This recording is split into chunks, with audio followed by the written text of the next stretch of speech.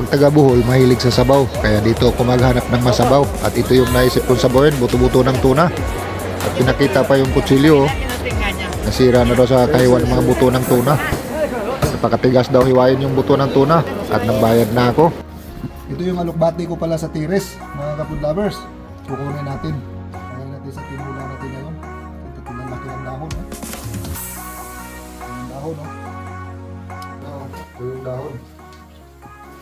At ito yung nabili natin na tuna. Tutulan natin. Kumukulo na yung tubig natin, kaya lagay na natin yung tuna. Salang na natin. Ito, lagay na natin lahat yung mga buto ng tuna. Grabe yung sabaw nito. Napakasarap ng sabaw nito, mga kapud lovers.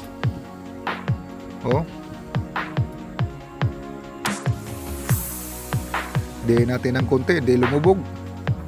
At ayos na to, kumukulo na. Lagay na natin yung albati.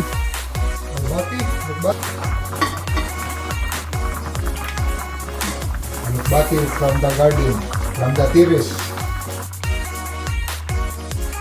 Tikman natin kung ayos na ba yung sabaw. Grabe, napakasarap talaga ng buto ng tuna. Nagbagolbol yung partner ko. Ayaw daw diyan ng sabaw. Hindi daw siya taga Bohol. Kaya sinamahan na natin ng steak para sa kanya. Pero kakain na rin ako. Napakasarap din dito ng steak. Kain na mga kapud lovers.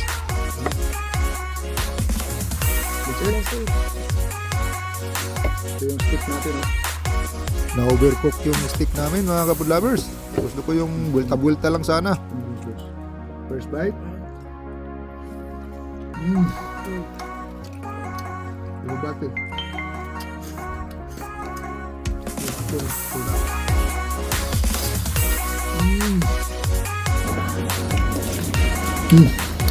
Yan yung tinula natin, lalaki, wow.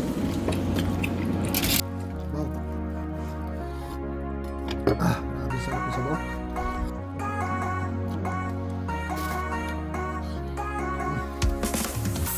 Grabe yung lamiya, sa buntok ng tuna.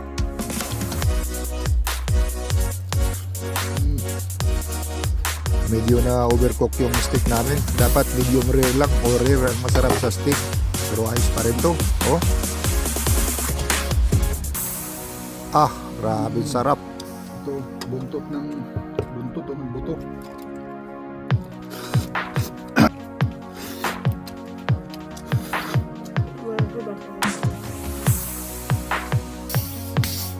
Sa mga nakapanood ng video ko, maraming salamat sa walang sawang suporta nyo. Mag-follow, like, and share na lang. Malaking tulong na yun sa akin, ng small content creator. Ang Ginoo magauban ka nato kanunay, ug amping kanunay. God bless all. Bye bye. Till the next video.